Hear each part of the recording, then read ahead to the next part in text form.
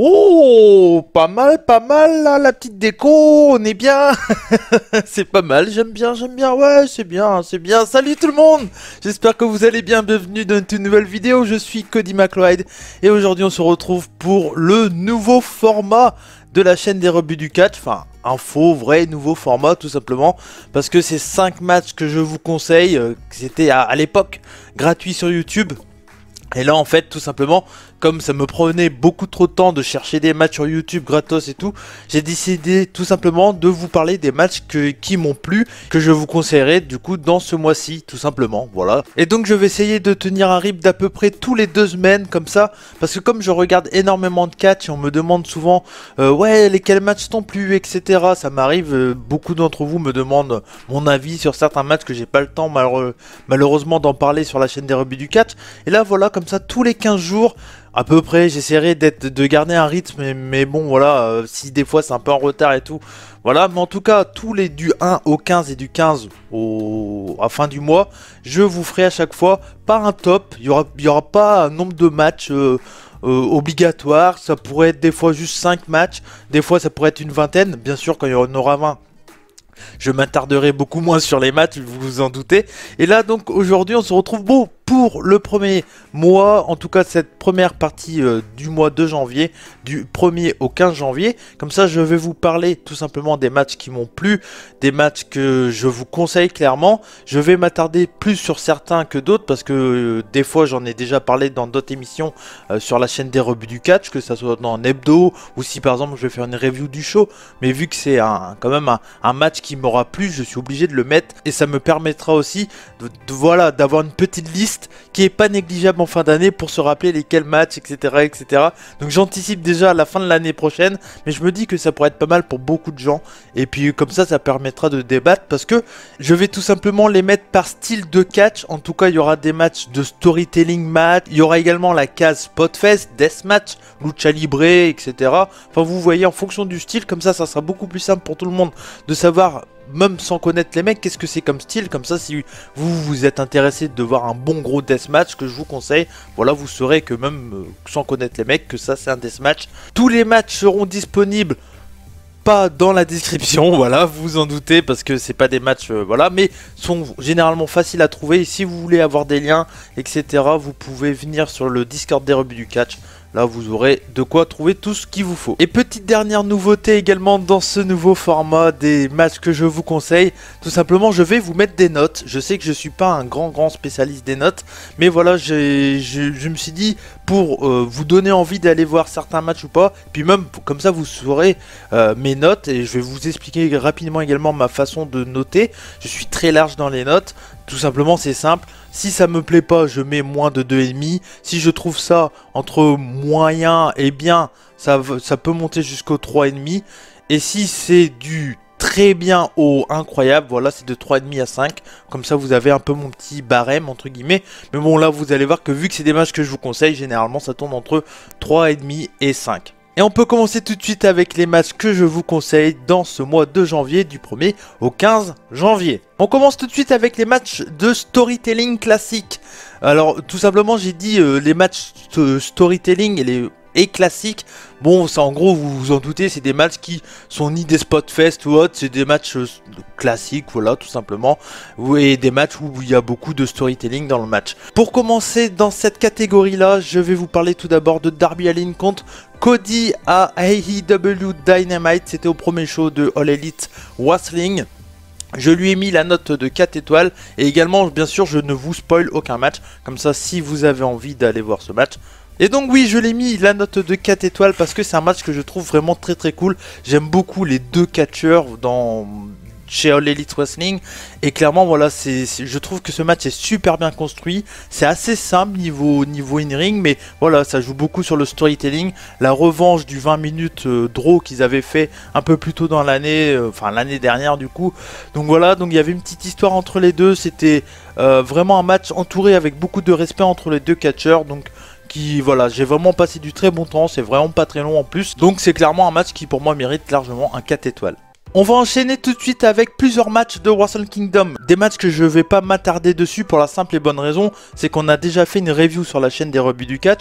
Et si vous voulez vraiment avoir mon avis vraiment approfondi sur ces matchs-là, bah tout simplement je vous conseille d'aller écouter, que ça soit le journal d'un rebut que j'ai parlé de Jericho Tanahashi, ou d'aller écouter le rebut hebdo sur la review de Wrestle Kingdom 14 pour avoir plus d'avis sur ces matchs. Mais pour faire simple, tout simplement, je vous conseille ce mois-ci Jay White contre Naito à Wrestle Kingdom, donc c'était bien sûr la nuit 1. Je lui ai mis la note de 5 étoiles. Voilà, j'explique pourquoi dans le rebut hebdo. N'hésitez pas à aller voir. J'ai vu également Wicket qui passe partout. C'est les risques d'avoir un chat, voilà. Je le laisserai dans le montage, pour le fun. Et donc oui, avant que Weekend me perturbe, Jay White contre Naito, je lui ai mis la note de 5 étoiles, c'était à Wrestle Kingdom. Night 1, la nuit 1 également, il y avait Kazuchika Okada contre Kota Ibushi.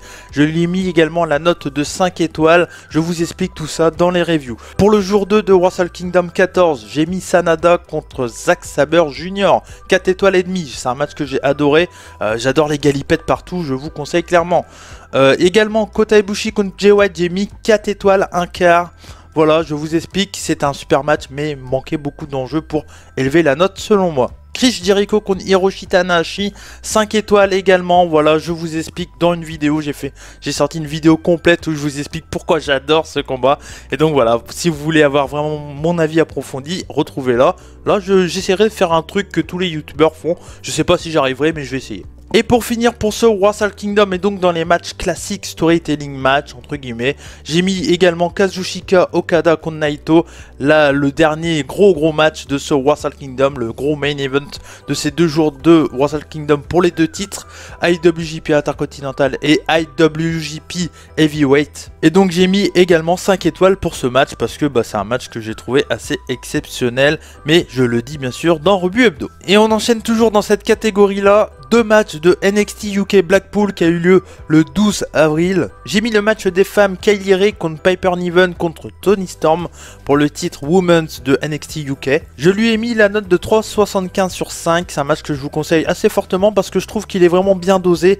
Pour un petit peu de trade, il y a des bons moves dans tous les sens. Les 3 nanas ont des offenses. Vraiment, il n'y a pas une qui est un peu mis de côté et tout. C'est vraiment un très bon match que j'ai vraiment trouvé ça très cool, donc c'est pour ça que je lui mets la note de 3,75 sur 5. Également un autre 5 sur 5, voilà, il y en a beaucoup pour le coup en ce tout début d'année. Là on sait que voilà, il y aura des mois où ça sera un peu plus creux, mais là en janvier c'est toujours assez ouf, donc c'est pour ça que je pense que faire 2 vidéos dans le mois c'est plutôt pas mal. C'est Tyler Bates contre Jordan Devlin, tout simplement 5 étoiles, je le trouve vraiment parfait ce combat. Il y a des offenses dans tous les sens qui sont extraordinaires, il y a du super storytelling, les deux à 20 et quelques années vendent super bien.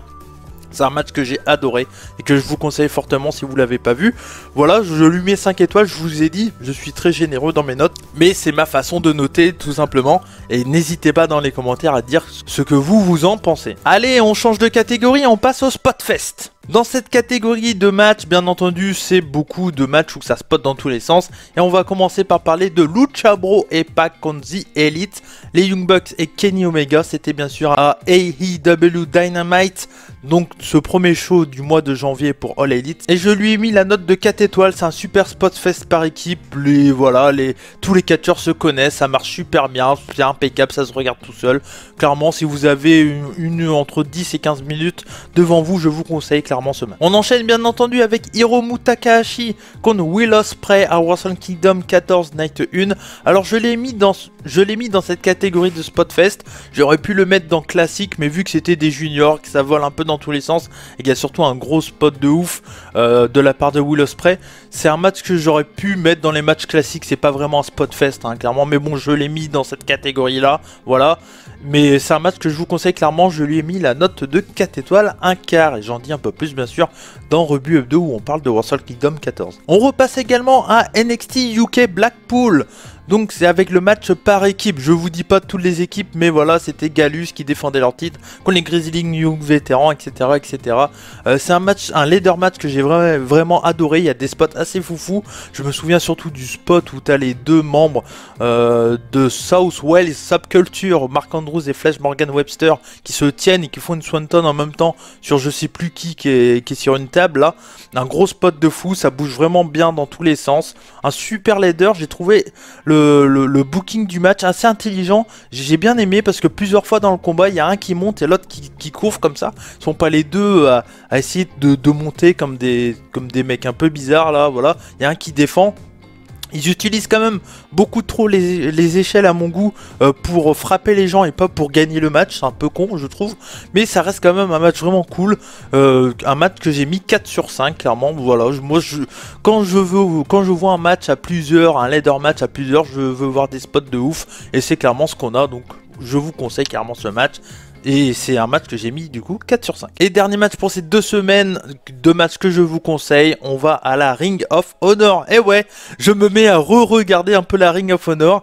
Peut-être que le fait qu'il y ait des catcheurs que j'aime beaucoup qui sont en main event comme Rouge ou comme PCO, ça m'a donné un peu envie de regarder un peu plus. Et j'étais assez curieux en regardant la mid-card du dernier show de la Ring of Honor. Donc c'était Ring of Honor Honor Reign Supreme. Donc 2020, c'était le 12 avril, et donc je vous conseille dans cette catégorie Spotfest, Flamita contre Flip Gordon. Si vous connaissez les deux hommes, comme vous en doutez, ça spot vraiment dans tous les sens, c'est impeccable. Un peu plus tôt dans le show, il y a Alex Zane contre Bandido, et si vous regardez les deux matchs, on voit tellement une différence de niveau. J'hésitais à mettre Alex Zane Bandido, mais Alex Zane Bandido, le problème de ce combat c'est qu'il est trop brouillon. Et c'est vraiment pas propre en fait, esthétiquement parlant. C'est un peu le problème encore actuellement de Alex Zane, il fait un peu trop backyard selon moi. Et moi je trouve que Flamita Flip Gordon dans cette catégorie là de spotter, comme ça ils sont vraiment très cool. Donc c'est un match que je vous conseille si vous aimez voir des spots, si vous voulez découvrir des catcheurs que peut-être vous connaissez moins. Alors Flip Gordon on l'a vu quand même dans plusieurs structures etc, on l'a même vu du côté de chaîne JPW, tandis que Flamita est un peu moins connu dans les luchadors un peu à la Rey Phoenix, Dragon Lee. Donc c'est clairement un match que je vous conseille, c'est vraiment un super match, je lui ai mis la note de 3,5 sur 5. Allez, on enchaîne avec une catégorie que j'ai appelée les matchs de casseurs de briques. Voilà, tout simplement, c'est simplement tous les slotfest qu'il y a, que je regarde et que j'en vois quand même beaucoup. On commence tout de suite avec un match que vous avez dû voir mais que je peux que vous conseiller, c'est Tomohiro Ishii et Hiroki Goto qui faisaient face à Evil et Shingo Takagi. C'était à New Year's Dash. C'est un match que j'ai mis 4 étoiles et demie parce que c'est un super match par équipe. Ça se met des gros pruneaux dans la gueule comme moi je les aime. J'adore les 4 catcheurs et je trouve que ce match là clairement bah voilà, ça motive et ça donne vraiment de l'espoir pour la suite de NJPW. Pour ceux qui ont perdu un peu, qui se disent ouais c'est trop américanisé et tout ça, ils sont quand même, voilà, ils ont tellement un roster de dingue qu'ils arrivent à te mettre des matchs comme ça qui te feraient plaisir à tous les gros fans de Puro. Et donc voilà, ça peut permettre à certains gros fans de Puro qui sont un peu moins intéressés par NJPW actuellement et se dire bah en fait il y a quand même des trucs pas trop mal chez NJPW. Et donc voilà, c'est un match que je vous conseille clairement. Et on enchaîne avec un show de la 01. C'était le show 01 Sushi Zanmai présente Happy New Year, c'était le nom du show. Alors à 01, faut pas regarder les noms des shows, c'est comme Wrestle One, c'est un peu particulier. Et donc le match que je vous conseille dans cette catégorie casseur de briques, c'est tout simplement Yuji Ino contre Yuji Okabayashi pour le titre heavyweight de la 01. C'est un match que j'ai noté 5 sur 5, tout simplement pourquoi? Parce que si vous aimez les mecs qui aiment la bagarre, regardez la fucking 01 les amis. Voilà, tout ce qui est gros cassage de briques, gros cassage de gueule, les sludgefest, plus en vouloir, il faut regarder tout simplement la 01. C'est 20 minutes de shop où chaque shop c'est un coup de fusil. C'est impressionnant le physique des deux bonhommes. Ça c'est un vrai combat poids lourd. Souvent on me dit oui les combats poids lourds chez NJPW, pour moi c'est pas trop des poids lourds et c'est ce que... Voilà, si je compare par exemple au main event de 01 ou au main event de BJW, c'est souvent les mêmes mecs, hein, Yuji Okabayashi, Daisuke Sakimoto, Hashimoto, Yuji Ino, etc., etc. Là pour le coup ce match là, Si vous aimez tout ça, les bagarres, les gros coups, les grosses lariats dans les dents et tout ça, c'est 20-25 minutes de pur bonheur que je vous conseille. Clairement, c'est trouvable assez facilement si vous venez sur le Discord des rebuts du catch. Donc n'hésitez pas, le lien est dans la description pour le Discord. Mais voilà, 5 sur 5. J'en ai beaucoup trop des 5-5 là, c'est que la première vidéo de l'année là. Et on finit cette vidéo avec la catégorie Deathmatch. C'est pas une catégorie qui va plaire à tout le monde, mais si vous êtes assez curieux, je pense qu'elle pourra vous plaire. On va commencer tout de suite avec le show Freedom Wrestling en compagnie de Jun Kasai qui faisait un show. Et c'est Produce Blood X Max 2019. Et oui, c'était en 2019, mais ça a été diffusé en janvier, le 5 janvier pour être précis, sur la chaîne Samurai Fighting TV, je crois, c'est Fighting TV peut-être pour la Freedom, c'est la même chaîne que BJW. Et donc voilà, c'est un show de 2019 mais qui a été diffusé en début d'année, donc c'est pour ça que je vous en parle. On commence avec un match entre Ring of Pain, Razor Crossboard and Alpha Deathmatch. C'était les deux légendes, Jun Kasai et Ryuji Ito, deux grosses légendes du deathmatch japonaise. C'est pas le moment et j'ai pas le temps pour vous en parler, mais clairement je vous conseille de suivre beaucoup de matchs de ces gars-là. Et je pense que c'est deux combattants qu'on verra plusieurs fois dans l'année dans ces vidéos. Et face à eux, ils faisaient face au gros Luchador Extrema, Cyclope et Miedo Extremo qui se sont fait un peu plus connaître du côté de chez Game Changer Wrestling en 2016-2017, mais ils ont plus droit actuellement de catcher aux États-Unis et donc on les voit beaucoup au Japon et surtout chez Freedom Wrestling. Et donc voilà, donc là on a un match qui est vraiment très cool entre deux grosses légendes japonaises du deathmatch et deux grandes stars du deathmatch mexicain. Donc c'est vraiment un match à découvrir. Si vous connaissez pas, je pense que vous allez être assez surpris parce que c'est extrêmement violent, vraiment très violent. Même moi il y a certains spots et je fais aïe, voilà. Et puis il y a quand même un peu de comédie, tout ça. C'est un match qui est super bien ficelé. Le deathmatch que j'aime, tout simplement. Le deathmatch que j'aime, c'est un match que j'ai mis 4,75 sur 5. Ce qui manque pour moi pour peut-être que ça soit un 5, c'est qu'il n'y a pas de néon. Et j'apporte beaucoup d'importance au néon dans les deathmatchs. Et là, il n'y a pas de néon. C'est peut-être ça qui m'a fait un peu baisser ma note. Mais franchement, voilà. Si vous voulez découvrir un peu deux grandes légendes du deathmatch et deux catcheurs mexicains hyper connus dans le deathmatch, je vous conseille clairement ce match. Jun Kasai, Ryuji Ito contre Cyclope et Miedo Extremo. Et on enchaîne encore avec un match de ce show King of Freedom World Title Fluorescent Light Tubes and Glassboard Alpha Deathmatch. Toru Sugiura contre Violato Jack et c'est encore un 5-5, un 5 sur 5 que je vous mets clairement. Oui, c'est un début de janvier incroyable niveau catch, que j'entends personne dire que le catch actuellement c'est nul, parce que si on s'intéresse à plusieurs trucs, si on essaie de fouiller et tout, on trouve toujours un truc qui nous plaît et c'est pour ça qu'on aime bien entendu le catch. Et clairement ce match là, voilà, Toru Sugiura, je vais pas vous mitonner, c'était l'une des premières fois que je le voyais, parce que je suis pas quelqu'un qui de base suivait trop la Freedom. Je suis quelqu'un qui est gros fan de Big Japan Pro Wrestling depuis très longtemps. Et donc du coup, étant donné que c'est un peu la structure concurrente, j'avais tendance à me dire non, je veux pas regarder tout ça. Alors qu'au final, c'était vraiment un super match. Violento Jack est une des légendes aussi des Luchador Extrema, comme Cyclope et Miedo Extremo. C'est un match que je vous conseille clairement, tout simplement parce qu'il y a tout ce que j'aime dans le deathmatch. De l'ultra violence à souhait, des gros spots de ouf. Du teasing dans les spots, c'est pas juste des spots d'affilée, il y a vraiment du gros storytelling. Limite un jour je mettrai du deathmatch dans la catégorie storytelling, parce que là je trouve qu'ils vont très loin dans la façon d'amener les spots, et c'est ce que j'aime et c'est ce qui fait vraiment pourquoi j'aime le deathmatch clairement. Donc je vous conseille clairement ce match, Toru Sugiura contre Violato Jack pour le titre King of Freedom World Title. Dernier match que je vous conseille pour ce début du mois de janvier, du 1er au 15 janvier, c'est de la Big Japan Pro Wrestling. C'était un New Year's Death match. Oh, petit jeu de mots de la part de la Big Japan Pro Wrestling. Ça a été diffusé et c'est en live le 2 janvier de cette année. Hein. Oui, bien entendu, Cody t'es bête. Et donc, c'est pour le titre BJW Deathmatch Heavyweight Title. C'est un 222. Alors je vais pas le dire en anglais, je sais pas le dire, 222 en anglais. Fluorescent Light Tubes Deathmatch. Donc il y avait à peu près, hein, voilà, 222 Light Tubes sur le ring, aux alentours, un peu partout. C'était entre le champion Abdoulaye Kobayashi, la légende, voilà, l'un des trademarks de la Big Japan Pro Wrestling, Abdoulaye Kobayashi, contre Takumi Tsukamoto, excusez-moi, voilà, j'ai un peu bafouillé, c'est pas évident. C'est un match que j'ai donné 4 sur 5.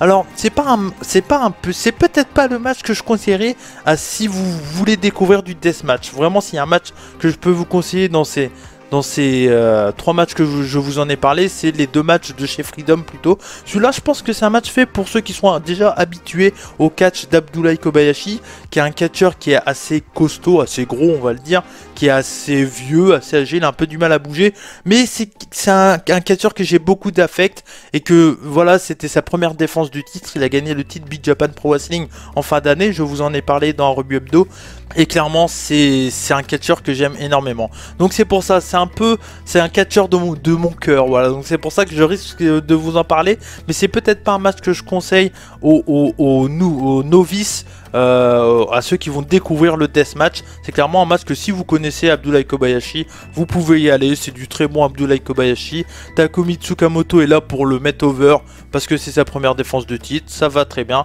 Et voilà, c'est un match que je vous conseille, 4 sur 5. Et voilà, c'est fini pour cette première vidéo. J'espère que ça vous a plu. J'essaierai de faire au plus court. Vous comprenez pourquoi je fais 2 vidéos, hein, voilà. Il y a beaucoup de matchs, je regarde beaucoup de catch. Et je me suis dit que de faire ça comme ça va être compliqué peut-être pour moi. Je verrai, peut-être que la forme changera dans l'année. Peut-être que je ferai qu'une vidéo. Je vais devoir trier encore plus. Mais j'ai vraiment envie de parler de beaucoup de matchs parce que c'est ma passion. Et bien sûr, si je parle des shows, par exemple si je parle de la Big Japan lors d'un hebdo, j'en parlerai, je le citerai dans cette vidéo, mais je ferai pas un petit résumé comme j'essaie de vous faire pour vous donner envie de voir tout ça. En tout cas, si vous voulez voir les matchs, venez sur le Discord des rebuts du catch, envoyez-moi un message via Twitter ou sur Discord, je vous donnerai tout ce qu'il faut pour regarder les matchs. En tout cas, j'espère que ça vous a plu. N'hésitez pas à réagir sur les notes que je vais donner sur les matchs. Dites-moi si vous êtes d'accord avec moi.